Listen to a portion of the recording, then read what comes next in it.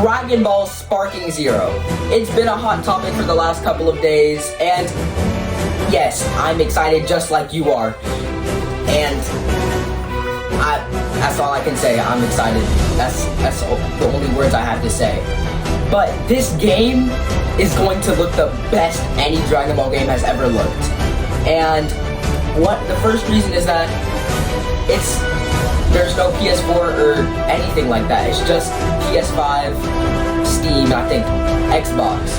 So the quality of this game, it's going to be peak. It is going to be peak.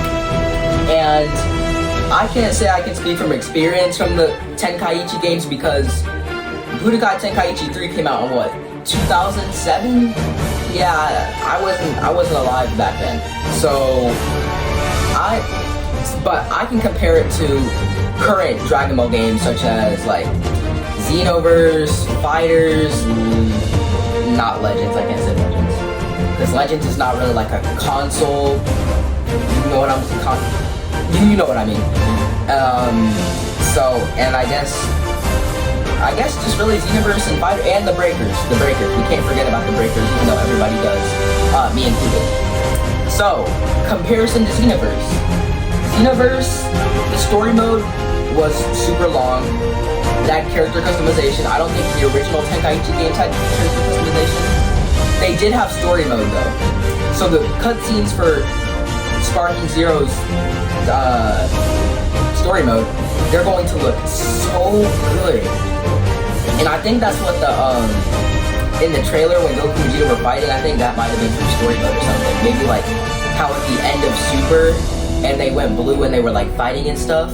I think that might be like a reference or something from story mode, and it goes like outside of the lines of Super, like it goes to like superhero and stuff. I'm here for it. I love that. But compared to Xenoverse, I think the gameplay will be hopefully a lot less laggy.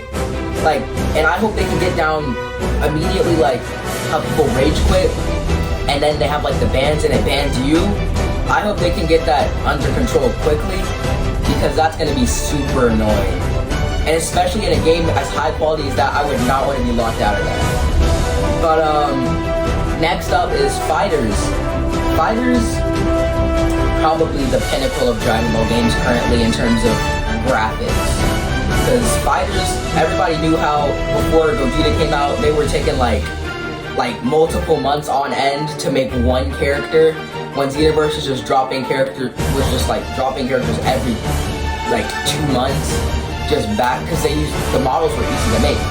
I feel like Tenkaichi will somewhat be like that, because how they only have one character, so there's just one, not like how in other Dragon Ball games there's like Goku, and then another character slot, Goku Super Saiyan, and another slot, Goku Ultra Instinct, and Tenkaichi only has one slot.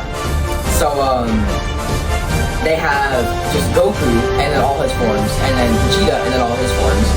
So I think that will be interesting, but they'll all be the same character models. So if Tenkaichi wants to drop like, they do Beast Gohan later, all they'll need is Gohan's model, and then just put Beast hair and add Gohan stuff. So I do think that they'll be pretty consistent with characters, and this roster, it's going to be ginormous. Because they said it had like a historically big roster, so the roster is just going to be just ginormous. It's going to be absurd. And I know I'm going to be heated because I'm just going to run into Gokus all the time. Hey, it's me, Goku! Every single match. But another thing to compare it to is the Breakers. I don't even think there's much comparison to do. The Breakers is not good. I can't even remember. I'm just gonna talk vent about the Breakers now. I was trying to play the Breakers and I waited 20 minutes for a match. And you know what it said when it got to 8 people? That junk said, connection has been lost. I just turned off. I had no words. I was just flabbergasted, starstruck, shell-shocked, all of those. I didn't even know what to do.